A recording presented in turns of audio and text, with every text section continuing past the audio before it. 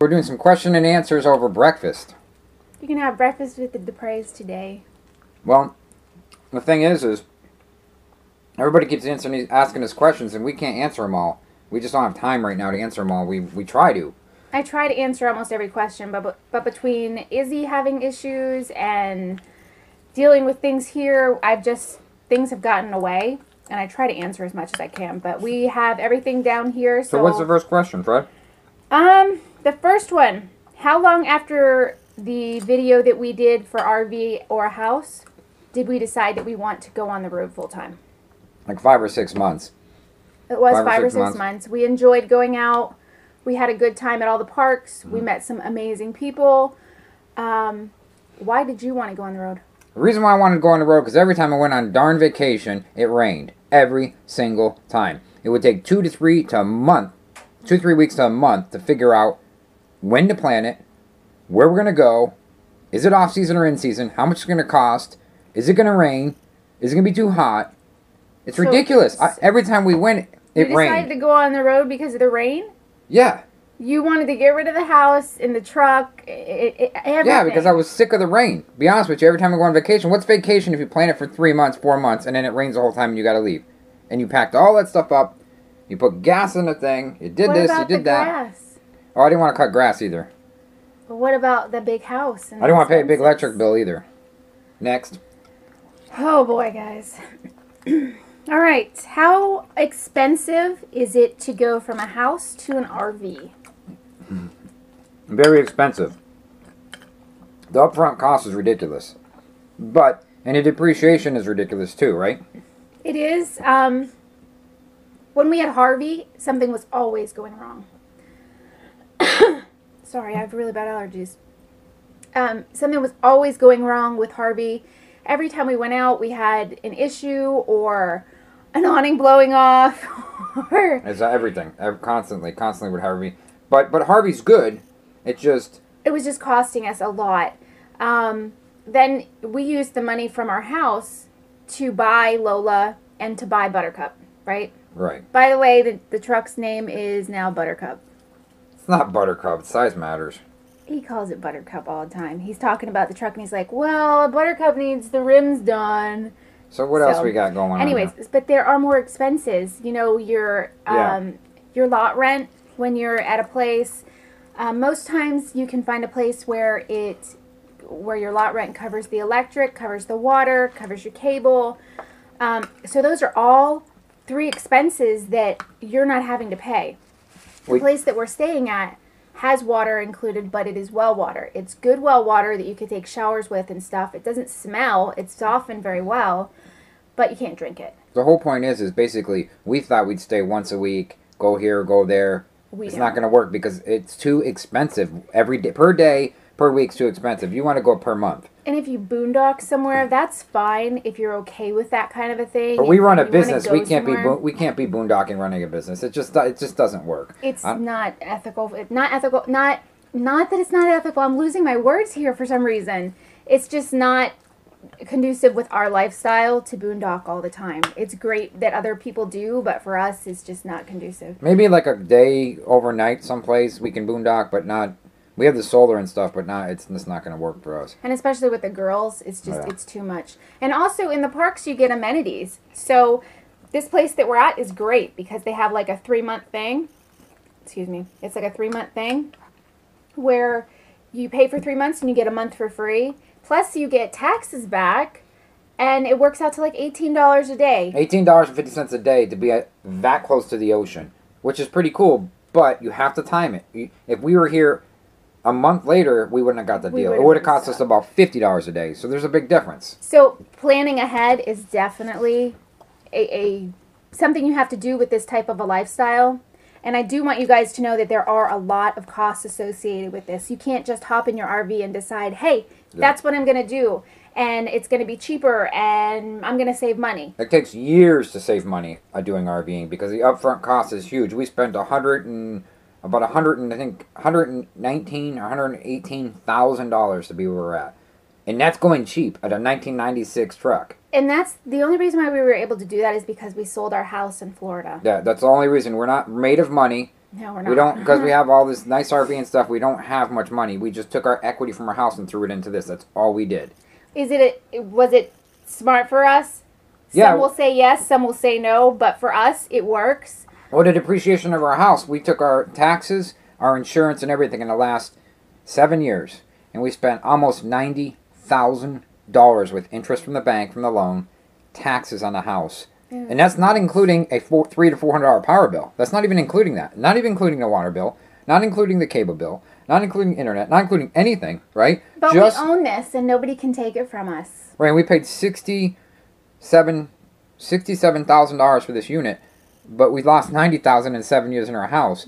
So... And while we didn't gain that much profit because it cost almost $20,000 for the realtor to sell it. It was like, where's the profit? We put $50,000 into the house. We walk with $95,000. We put into this, obviously, because you can see the math. But we didn't really make any money. We lived in the house, which is great. But we took we put so much labor into the house. I don't even know if it was worth all that work. I enjoyed all that stuff because I didn't enjoy it. I love to redo things and I love to decorate, and that's me, and that's what I love to do. Can we redo the wheels on my truck? That's a lot of work. I like to just decorate Lola. How about that? Okay, so what else we got? I'm not done with that. Okay, go on. When we get... this is going to go into another question. Are we ever going to settle down somewhere? Are we ever going to stop doing what we're doing? Eventually, yes. We're looking for land in, like, South Carolina, Georgia beach area somewhere. And then we want to go, Maine? We want to go north to Maine. So we kind of want to have, like the snowbirds do, a house there and a house here, but we're going to move our house. We're going to have stable land, but we're going to move our house back and forth. Yeah, we might have like a shed or something, or like a storage container or something on the land, so we can actually store stuff on the land and not pay storage in Georgia.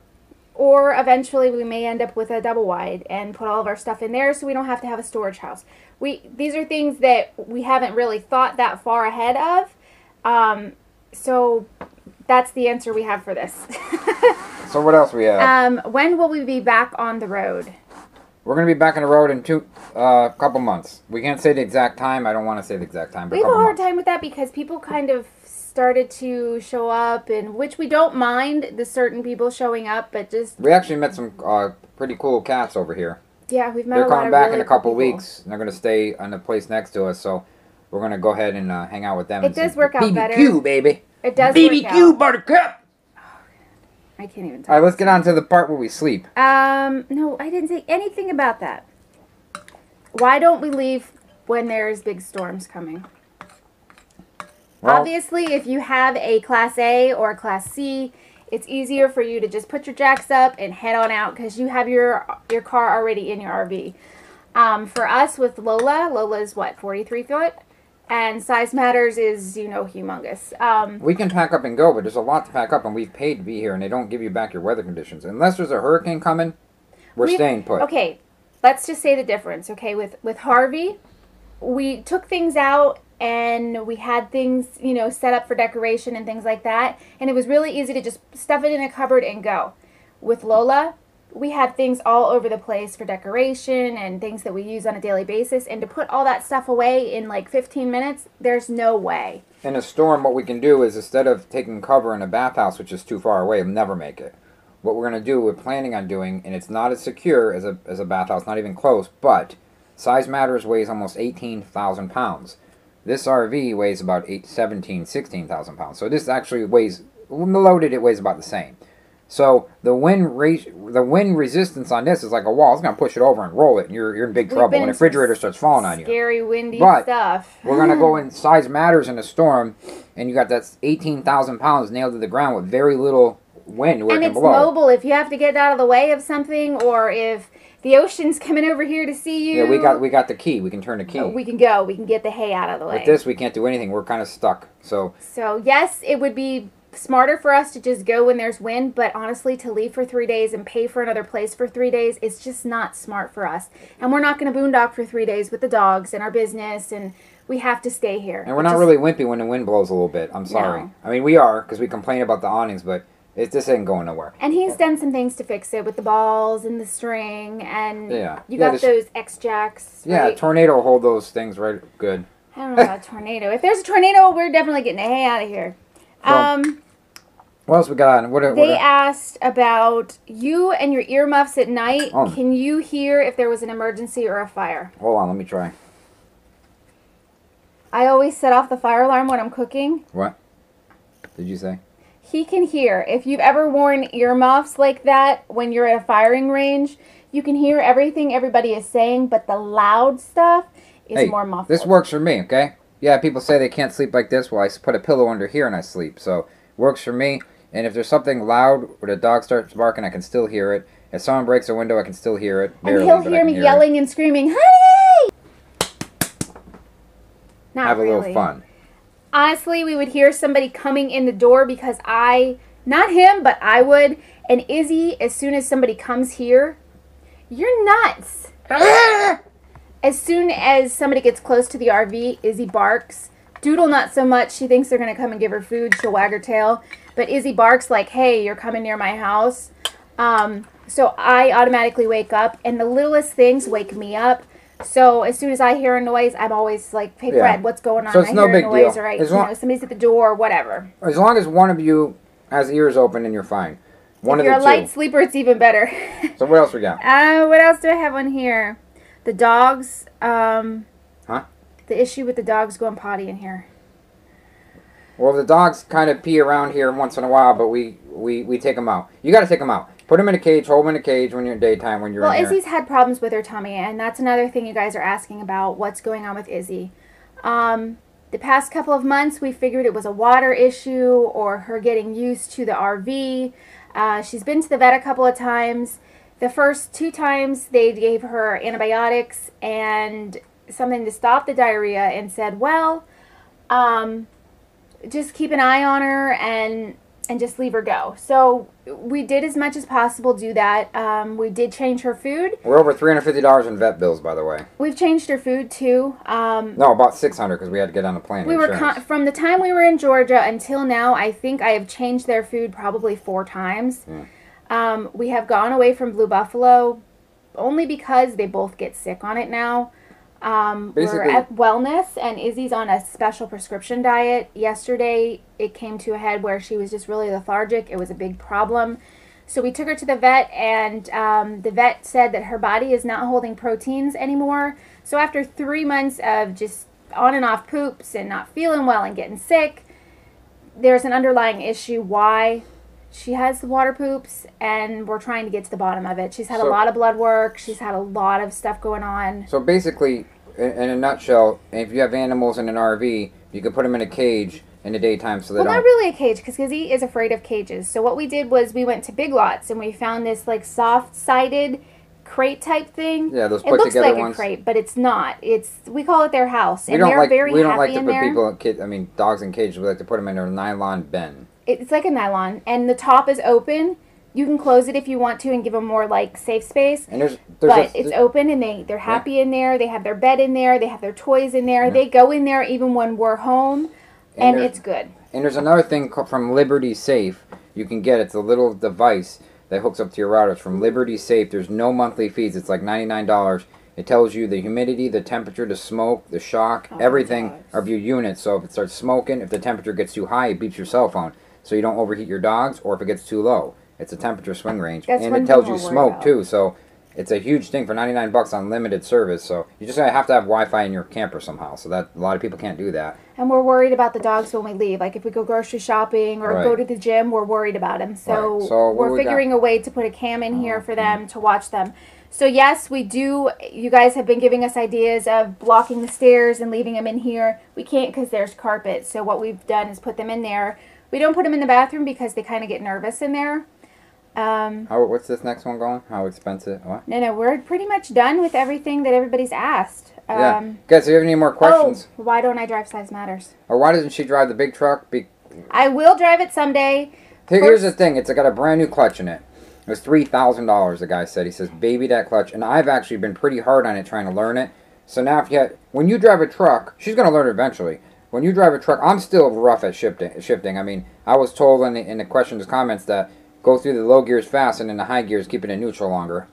I guess. I mean, I don't know how much longer I can because the truck slows down. I got to get it into gear. He has to learn it first and get all the kinks.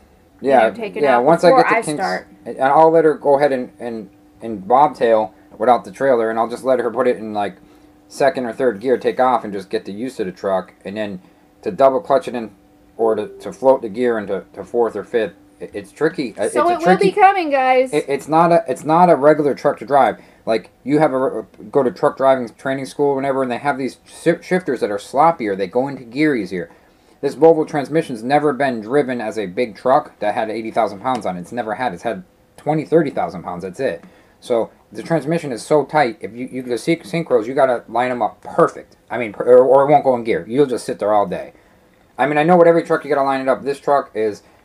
I've had truck drivers for 20 years get in this truck and say, "Wow, this is a tight transmission. This doesn't even like." It actually likes to be double clutch unless you're right on that gear. It's really hard to float the gears. I've floated gears in big vehicles before, not trucks, but I can tell you right now that I'm really good at driving standards because we used to drive from the car auctions. My father, we used to go about car auctions back and forth, and I used to drive every vehicle known to man without a clutch. Different trucks and cars without clutches because they didn't have a clutch. It broke. So we'd start it in first gear, and I'd float the gears. I'd have to float the gears. I didn't have a clutch. So I've been floating gears for years, not in big trucks, in cars. So it's almost the same thing because you're just going to get the RPM right. So that's about it, right? So once he gets everything worked out, then I will drive it. Yes, I will drive Size Matters, but it's just a matter of when I will drive Size Matters. Right. Once he gets everything down pat and he knows what he's doing, then he'll teach me how to drive it. Right, and I'm still new at it. And I've driven standards before, but I know Size Matters is a whole nother animal. Hey, this is another thing we don't have to pay for, trash. Look at that. They come, they pick your trash up, you wave to them, you put it out thing, and it's all automatic. See, and I didn't even have to time that out. Thank you very much, guys.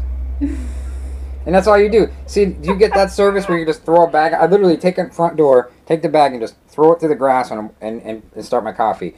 I don't have to bring a trash can up and down. It's like clockwork. And it is a little bit of getting used to, though. I will tell you that, especially if you're used to being in a house with big area and I feel like this is too big now. It's too much to clean, and it's a little RV. I mean, it's a big RV, but it's considered little. I don't know. There's stuff everywhere we still haven't cleaned up, like all that stuff. I don't know what that is, but like I said, you guys saw in the video yesterday, I go through in the morning and pick everything up, put everything away. A lot of things kind of get out overnight and during the morning. And so if you have any other questions, guys, let us know and put them in the comments below. That's huge for us because then we can do. We're gonna do like every 2-3 weeks. We're gonna do another video like this. We're gonna try. The ones that people ask the most of is what we're gonna start doing. And hopefully we didn't bore you guys too much. I know. Well, have a good one, guys, and you know what to do. Like us and share us. You know you'll find us funny.